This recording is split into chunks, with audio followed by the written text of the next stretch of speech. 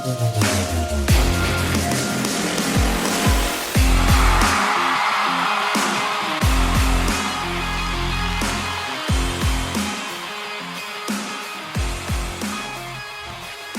Kwity Paye did an interview with the Draft Network and had, in my opinion, some pretty interesting stuff to say. Actually interviewed by a gentleman that goes by the name of Justin Mello, a fellow Justin. Much respect. I'd be remiss if I didn't point that out. Now, do I think that Kwity Paye was perhaps interviewing with the wrong Justin? Yes, I do. But that's neither here nor there. So for starters, on an individual level, what Kwity Paye said is that his goal is 12 and a half sacks this upcoming season. Now, ultimately, he ended up kind of backpedaling off of that ever so slightly and saying that he really needs double-digit sacks, bottom line, right? Now, the significance, though, of that 12 and a half sack number is this for Kwity Paye. Historically speaking, getting 12 and a half sacks in a given season essentially guarantees you as one of the top 10 guys in all of the league on an individual level when it comes to sacks. And that includes last season in the 17-game year. And as we know, Kwity Paye is now on his fifth-year option with the Indianapolis Colts, meaning that is a contract year for him. So being in the top 10 in sacks for Kwity Paye is going to be good for business moving forward, whether that be with the Colts, whether that be without the Colts, right? Knowing that they drafted Laitu Latu and expect him to be a big-time contributor, if not this season, at least into the future, right? Kwity Paye's future with the Colts at minimum is in question. Like, he knows what time it is. He's a former first-round pick himself. So Kwity Paye, when he was brought in, he knows what he was brought in to do and why he was brought in to do it. He's looking kind of in a mirror when he sees Laitu Latu, and I bet he was checking the clock. He was checking the watch and saying, okay, I know what time it is. It's time for me to step up, right? But the decision on Kwity Paye and kind of his future with the team is so far away. It's not really the point of the discussion today, right? But by the Colts picking up his fifth-year option, Chris Ballard and company have shown him at least that they view him as a possibility or a possible player that's going to be a part of this team in the future. And that's what he's playing for. He's playing for his future with the Colts. He's playing for his future in the league. Not that he's not going to have a job, but the degrees in which you get paid very much vary off of your production. So that right there is why he's setting an individual goal like a sack total, which, by the way, I don't think there's anything wrong with that. Like, I know as fans, we want these guys to bleed blue, and I'm not saying they shouldn't, right? Like, one of the things I love about having guys like Reggie Wayne and Robert Mathis coaching on this football team is not just the fact that they are some of the better players of the 2000s at their respective positions. It's the fact that they are some of the better Colts of the 2000s. So not only do they bring expertise to the position that they're coaching, right, and kind of what it means to be great at that, they also bring a bit of, I don't know, like cachet to the team in terms of they know what it means and it means something to them to be a great Colt. I think that's why you see a lot of guys bought into the culture that the Colts are building over here, even if the fan base like you guys do not, right? Some of you. I'm sure some of you do. I don't want to single anyone out, but I know some of you guys aren't exactly buying what the Colts and Chris Ballard are selling. A lot of the guys in the building think quite a bit differently, right? And I think that's pretty good stuff. But my point in saying all of that is there's nothing wrong with a guy looking out for what's best for him and his family and his future, right? We would all do the same thing. The Colts do that on an organizational level. The players should have every right to do that on their own level. And that's what that is, right? But that's kind of a bit of a digression from the point at hand, because what I found even more interesting about what Kwity Paye had to say is that the Colts want to be the best defensive line in the league. Now, I know that line of thinking, right, is not groundbreaking stuff. That's how an NFL player should be thinking. As an organization, if you have players on your team, in my humble opinion, that don't want to be the best, those guys should not be in your organization, right? But to say that out loud is something entirely different than to just say it amongst each other or to think it on a personal level, right? Like sometimes, like you're doing an interview that's going to be consumed by the public. In those situations, sometimes you're better off saying nothing as opposed to something like that, right? Like this idea that you speak it and you manifest it into existence, it's not like there's no truth to that, but that is kind of a revision that successful people do, right? Once they've reached their level of success, they're like, I manifested this. I said it. I had the courage to speak it. Now it's true, right? Like a great Conor McGregor quote. But that's only true when you get the success, right? If you don't, you just end up looking like a fool. So to say something like this out loud, I think speaks to a level of confidence that this team has and their ability to do exactly what Kwity Paye is saying. And I don't think it's far-fetched at all. In fact, I think it's well within reach. And not for anything, it should be, right, with the way this team is built. Chris Ballard, say what you want about his time here in Indianapolis, right? And everyone has a different opinion on that. I think a lot of you guys who have been here know what I think about Chris Ballard, and it's actually on the positive side of things. But either way, he's been more than open about the fact that he feels the game of football is won in the trenches. And I don't disagree with that whatsoever. In fact, I heavily agree with that. Now, that's not to say you don't need a quarterback and other guys around all of that, right?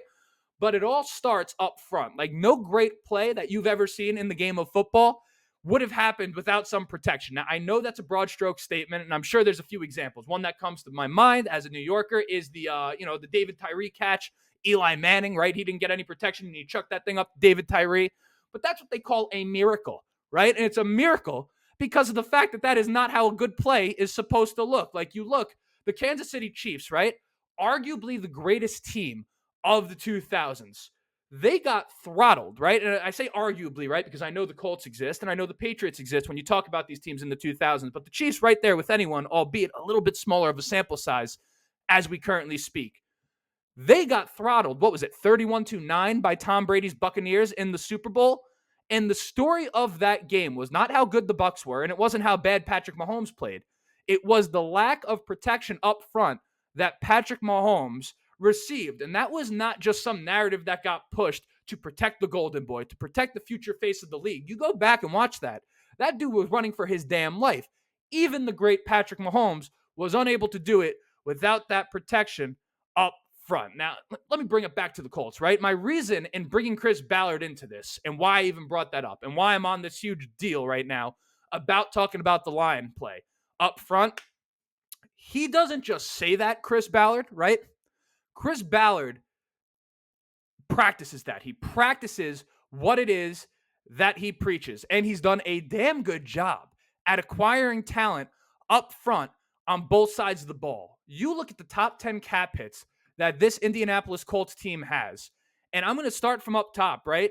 At number 9, all right? I'm just talking about the lineman. Number 9, Samson Ebukam ended up being a great signing last offseason. Number 7, Grover Stewart. Number 5, Ryan Kelly. Number 4, Braden Smith. Number 2, DeForest Buckner. Number 1, Quentin Nelson. So that's 6 of the top 10 cap hits on this team are up front, and that's 4 of the top 5 being linemen as well. And when you look at our wildly active free agent period, other than Joe Flacco, the only guy we even brought in was Raekwon Davis on the defensive line, which in my opinion was a strong signing. I think that's underrated or even underappreciated, I think would be a better word. Much in the same way that Samson Ebukam was when he was brought in. He gave us great stuff as a pass rusher this year. And you look at the depth of this defensive line group up front. You look at the hiring of Charlie Partridge. You look at Gus Bradley's scheme. In my opinion, all of these things bode very well for this interview by Kwity Paye, aging like a fine wine, right? Like a Pinot Grigio, right? But like a good one or something like that. I'm not really a wine guy. I don't know. Is that how you pronounce it? Pinot Granat? Pinot Grigio, right? It's Pinot Grigio. It's Pinot Grigio. So regardless, stop talking about wine, Justin. Stop talking about the Chiefs. Stop talking about all this shit. Talk about the Colts, right? We're going to talk about everything that I just mentioned, all that stuff in a little bit more detail. But before we do, you know what it is? I got to introduce myself. My name is Justin. This right here is the Ride on the Bench Colts podcast. As always, I ask anyone enjoying the video on YouTube, go ahead, shoot it a like. It's going to help me get out to as many Colts fans as humanly possible. Audio listeners, 5-star review. Let the people know how much you're enjoying the show. If you're not enjoying the show, get the heck out of here. It's quite all right. Listen, subscribe if you want to be a part of the journey. I'm going to training camp. I live in New York. I'm flying 800 miles to the city of Indianapolis to watch the Colts practice. Why? Because I know a lot of you can't be there, and I want to make sure to give you the insights. So if you want to get those insights when that time comes, go ahead, subscribe to make sure that you're one of the first people to see it. And again, that's pretty much it. I could keep going with housekeeping and introduction type of stuff, but hell, I'm going to end it right there because we're in one take and now I'm just filibustering to make sure that the transition into the episode is seamless because I want to start with the depth, right? The line in football is not only underappreciated, but it's arguably the most important football, or the most important unit rather, in all of football. It's thankless though, right? Like, for example, blue collar workers are the backbone of any society, like the roads, the buildings, the water lines, the electricity. You can't do anything else until these foundational pieces are in place. And I say this, by the way, as somebody who works at a desk, right? I have no horse in this race, and I'm going to bring it back to what I'm talking about. This is what we call a metaphor in the business, okay? While many of us know this, right? On like an instinctual level, on an intuitive level, you don't exactly think about the roads until you drive over a pothole, right? Like, you're not thinking about the pipes until they're leaking through your ceiling. You get what I'm saying? It's a thankless job. The offensive and defensive line are much the same. They're the blue collar workers of the NFL. Nobody really thinks about them until they're playing poorly. When they're playing at a high level, they just kind of blend in and no one thinks much about it. I say this would be more true on the offensive side of the ball than the defensive side of the football. But last season, if we're to speak about this in Colts terms, nobody really thought about the fact that the Colts were pretty solid against the run, at least as per their own standard, until Grover Stewart ended up being out with that suspension on the PEDs, right? We went from averaging or allowing 100 yards per game to 150 yards per game on the ground. But we only spoke about that after he was gone. We didn't speak about the fact that that was happening or that we were doing well against the run while he was in, right? So that's where the depth of this defensive line unit is going to come into play, because make no mistake, as far as the battle in the trenches goes, when the game starts, sure, first quarter, second quarter, it is indeed a battle and a game of skill, right? Like, are you a better offensive lineman than the guy across from you is a defensive lineman, or vice versa? Are you a better defensive lineman than the guy across from you is an offensive lineman? But as the game goes on, it becomes much more a battle of conditioning, toughness to some degree for sure. But as the game wanes, it's far more about your gas tank than it is the skill. Are your legs still underneath you? And it's because of the very thing that I'm talking about. It's why you hear announcers talk about this idea of wearing down a defense. Think about all the times we versed Derrick Henry and they say, oh, he wears a defense down. He does his best work in the fourth quarter. It's because that battle up front takes a toll on these guys. Like, the human body is not meant to do what these guys are doing. So now imagine a scenario where when the fourth quarter comes, your best defensive linemen have played a fraction of the snaps as the opposing team's offensive linemen, right? You see how this could become a significant advantage knowing everything that I just told you, because those guys are going to be more well rested than the opposing team's offensive line, particularly when you're talking about playing teams like the Texans, the Jaguars, and even now the Titans, right? With the way they've kind of restructured their offense and brought in Callahan, got rid of Henry, brought in Tony Pollard, Calvin Ridley added to the mix, Tyler Boyd, all of this stuff, right? These teams want to throw the football, which is the opposite, by the way, of kind of how the Colts are building this thing, which is a conversation for another day. And I think that makes them a particularly unique case study in this division.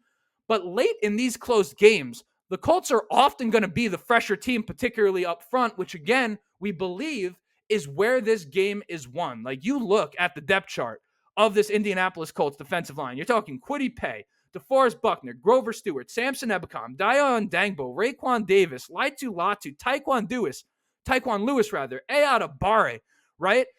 These are guys, and I left a few people out, of course, but I mean, that's just more horses on the defensive line than the other team has on the offensive line. Like, you just have more talent, right?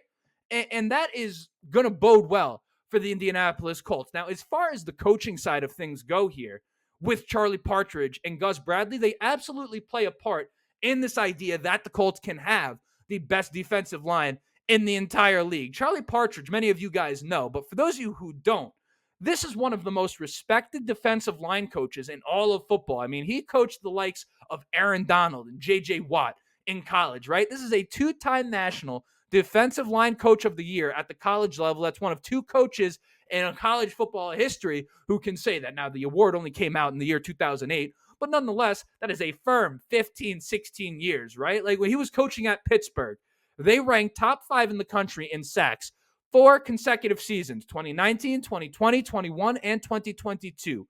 They also led college football with 111 tackles for loss during that 2020 season. And they also had triple-digit tackles for loss during another 2 seasons with Partridge as the coach. So you cannot help but be excited about the prospects of this defensive line when you bring a guy like Charlie Partridge onto the staff. And sure enough, what other team to bring in a guy like this than a team like the Colts, who are consistent with the fact that that is how they build their team, right? There's kind of a synergy going on right here. Is kind of what I'm trying to say is these pieces to this puzzle absolutely go together, right? Like we may have talent pieces missing, but I'm talking philosophically in a football sense.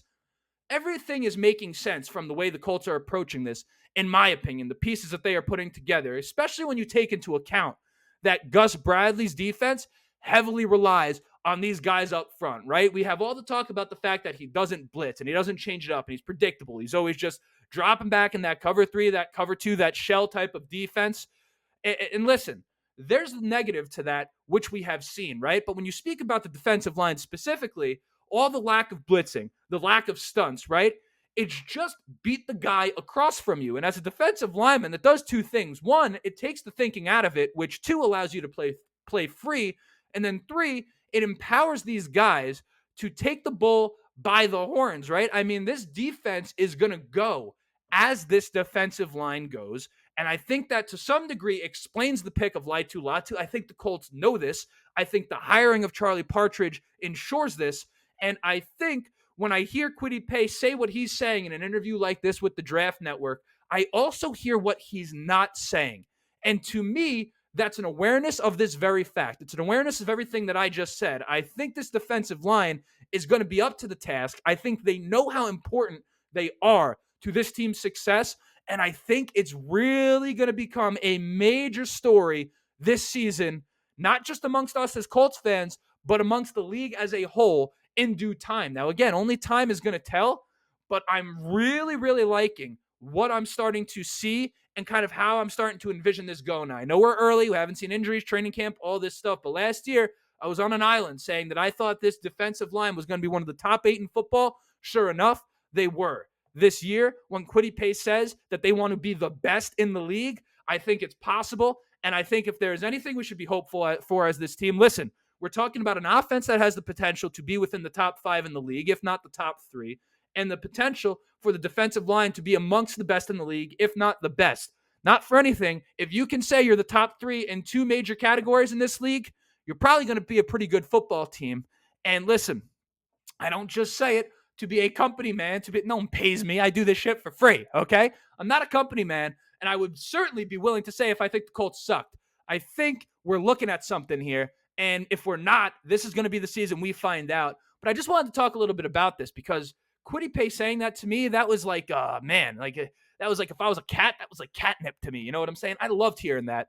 And it just goes in line with what this Colts team does and how they build it. Again, it's just a synergy. Like, to me, the word continuity bothers people. If you listen to Tom Brady on Colin Cowherd in the past month or so, I forget exactly when that came out, when he was asked about what made that dynasty possible, he said continuity. He said the fact that they were able to keep the same guys in place gave them a head start season after season, and that type of thing compounded. We hear Shane Steichen talk about that.